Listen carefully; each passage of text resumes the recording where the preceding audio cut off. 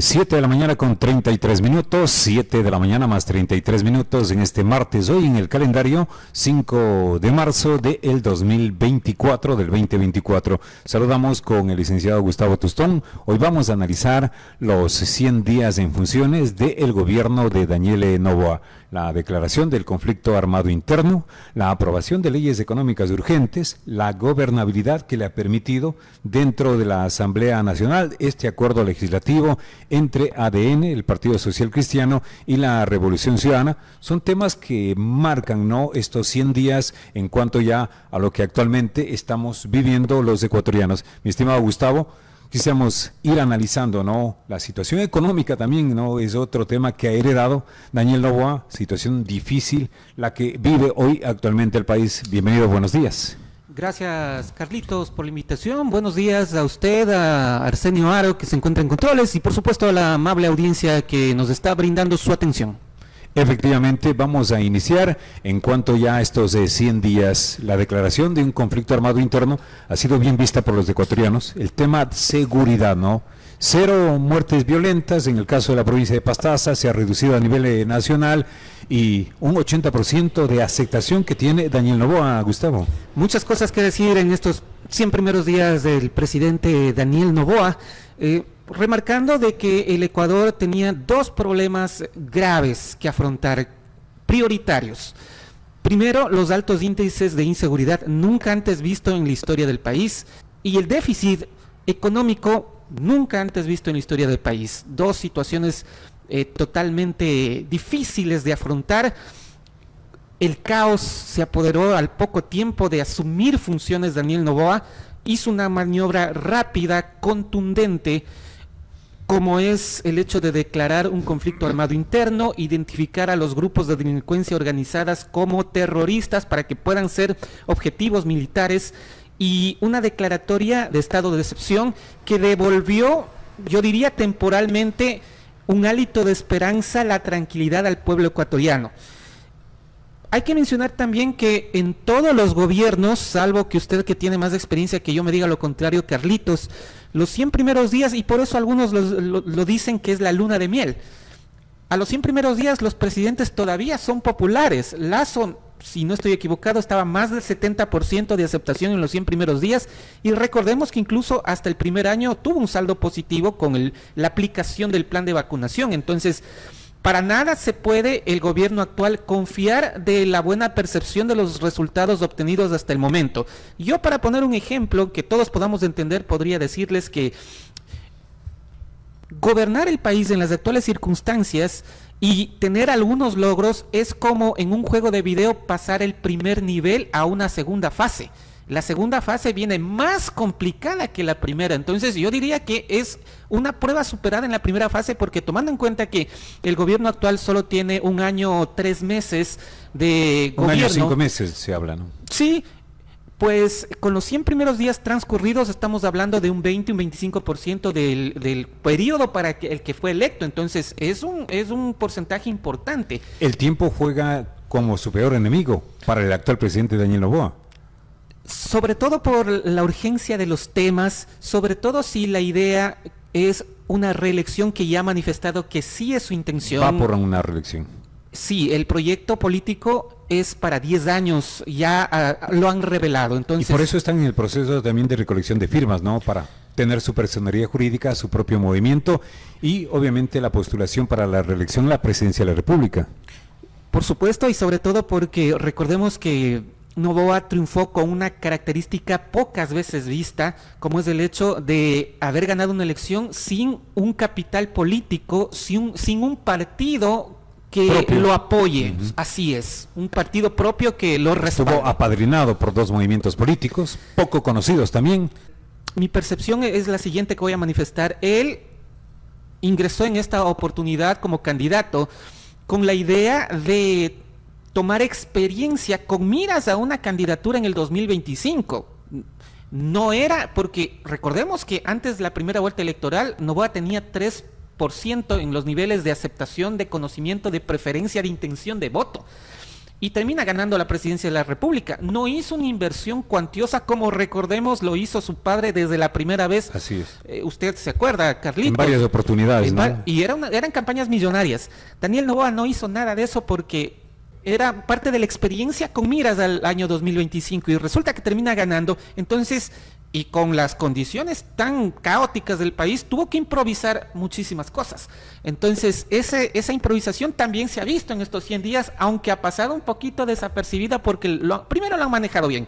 Y segundo, la gente también está con la idea de que hay que dejarle un poco más de tiempo para que se desempeñe. La gente no está con la idea aún de hacerle problema o buscarle la quita panta al gato. Y esto ocurre en los 100 primeros días, que prácticamente es una luna de miel. Y como todos decíamos, ¿no? También creo que estratégicamente llegó a acuerdos, estos acuerdos de gobernabilidad entre el Partido Social Cristiano y la Revolución Ciudadana y ADN, porque el juego del gato y el ratón, ¿no? Problemas que teníamos entre el Ejecutivo y el Legislativo, que esa ya era, pues, de todos los días que vivíamos los ecuatorianos. Eso también fue una maniobra sumamente importante. Yo creo que esos logros están eclipsando, aminorando los errores que también ha tenido el gobierno de Daniel Noboa. Hablemos de los exabruptos, como por ejemplo el tema de la chatarra rusa, el haber expresado que los ecuatorianos que quieren comer plato fuerte, sopa, postre, tienen que trabajar muchísimo más.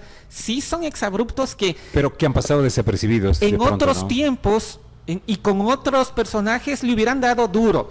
Esta vez la gente lo está dejando pasar por alto, lo está perdonando, lo está teniendo paciencia, pero repito, esto obedece a que es un gobierno todavía nuevo, entonces la gente todavía está con ese encanto.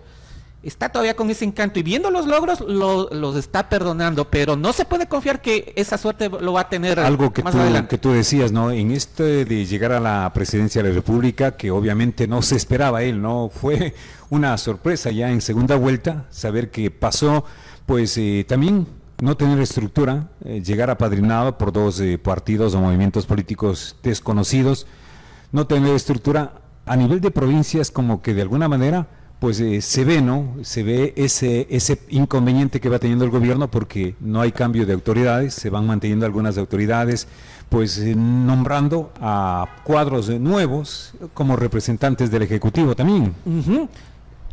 Usted lo ha señalado claramente, Carlitos, no tener un partido político propio, pues es una debilidad definitivamente porque no cuenta con el capital político, con las personas que contribuyan a ese ensamblaje para poder realizar todas las acciones que necesita un gobierno. Sin embargo, ha sabido improvisar bien. Tenemos en la provincia de Pastaza un gobernador que no tiene un alto nivel de rechazo, más bien tiene aceptación, al menos comparado con los otros nombres, Carlitos, o que las se estaban figuras barajando. que se hablaban, ¿no? Efectivamente, que no gozaban del aprecio, de la consideración Para nada. de la ciudadanía. Habrían podido ¿no? cometer un grave error si no se nombraba a una persona... Diría que hubiera sido un desacierto para el gobierno. Totalmente.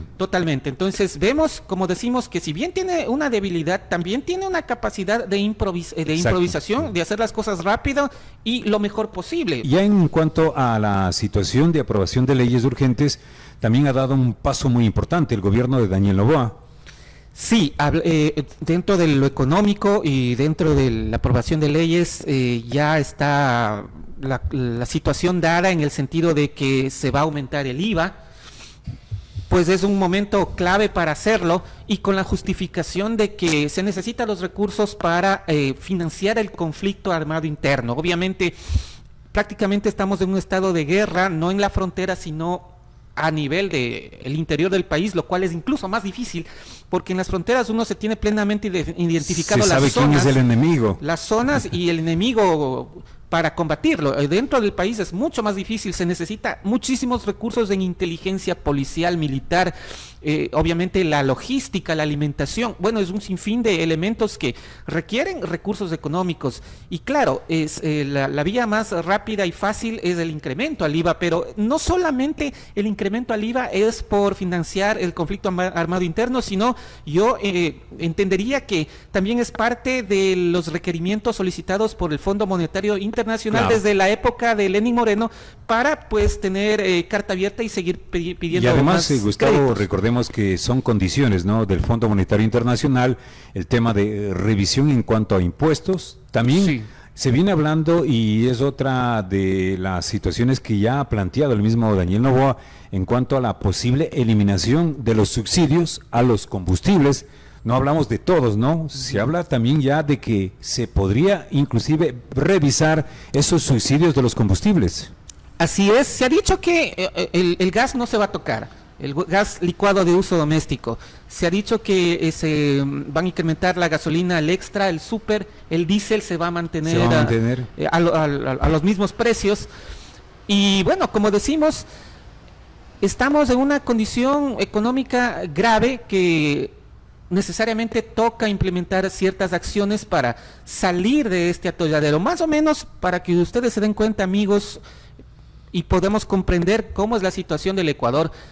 Hagamos cuenta como que somos parte de una familia, y el padre de familia, caramba, se endeuda en uno, en otro lado. Claro, a los hijos le dio una vida de lujo, comiendo en buenos restaurantes, comprándole los juegos de video que querían, los aparatos electrónicos, las computadoras, todo para la familia. Pero resulta que no tiene el nivel de ingresos para cubrir los compromisos que se hizo. Las deudas. Y para colmo le botan del trabajo. Más o menos así pasó la situación con anteriores gobiernos que dejaron al país en una grave crisis económica. Viene otra persona, o en el ejemplo que le decimos, a tratar de solucionar la situación financiera de la familia, y se encuentra con una situación totalmente escabrosa. Entonces, la primera medida es ir restringiendo ciertas cosas. Si se iban todos los fines de semana a comer en el mejor restaurante, pues ya se quedan en casa y compran las cosas para cocinar en casa. O sea, son medidas que necesarias para poder afrontar una grave crisis económica. Y claro, eso a nadie le gusta. A nadie le va a gustar, pero es necesario hacer un sacrificio. Ahora, claro, hay muchas voces que dicen se debió implementar otras acciones que no afecten al bolsillo de los ecuatorianos. Algunos califican como un error el hecho de haber condonado las multas y recargos de deudas, los impuestos, ¿no? Sí, de los grandes evasores que siempre están acostumbrados a hacer lo mismo, en vez de meterle la mano al pueblo ecuatoriano. O a la banca también, ¿no?, que es uno de los que más se ha beneficiado desde la época, recordemos, cuando se dio el coronavirus. Así es, y yo creo que la situación del país está tan grave que se necesita las dos vías, es decir, todos tenemos que necesariamente involucrarnos y hacer un sacrificio, sí.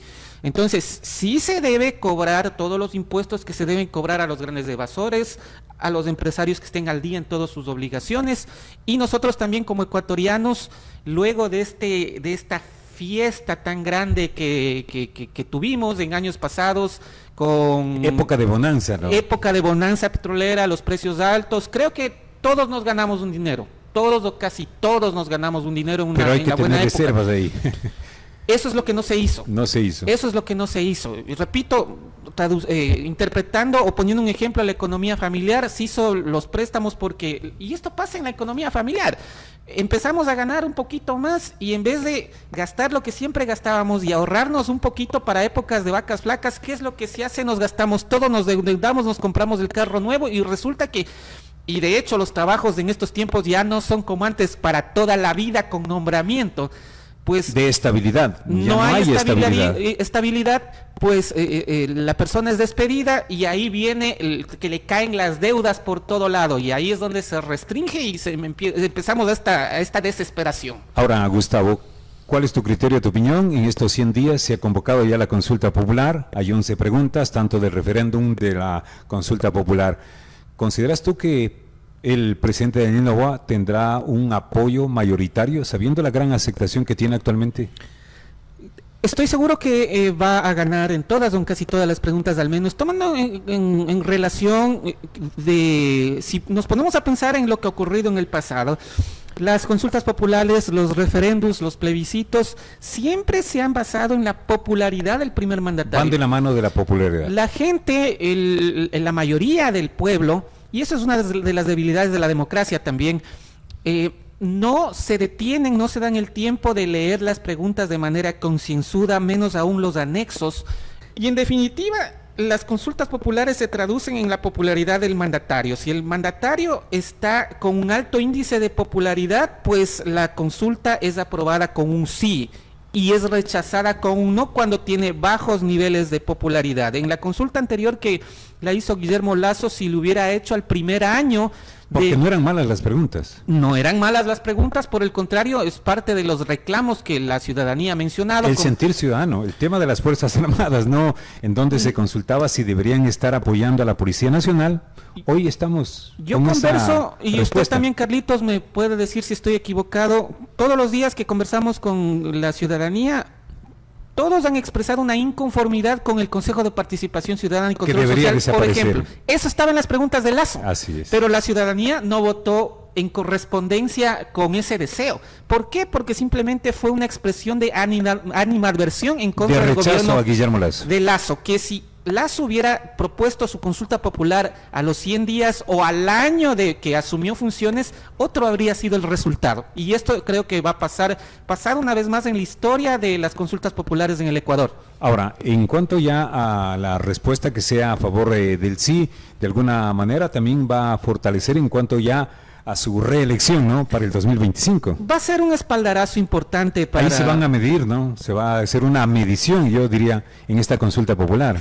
Va a ser un espaldarazo importante para el proyecto político de Daniel Noboa, que ya lo ha manifestado que su intención es quedarse por 10 años. 1 año y medio o los años 3 meses, el tiempo que está designado para este periodo, realmente es imposible solucionar los problemas del país. Es muy corto. Es extremadamente corto. Si logra sostenerse en estos niveles de popularidad, por supuesto que va a ganar y tal vez en primera vuelta, porque en la oposición no hay tampoco cuadros representativos, sólidos. Si Revolución Ciudadana vuelve a participar, sea con Luisa González o con cualquier otra figura que lo tengan, pues... Carlos Rabascal suena por ahí también, ¿no? Rabascal también suena por ahí.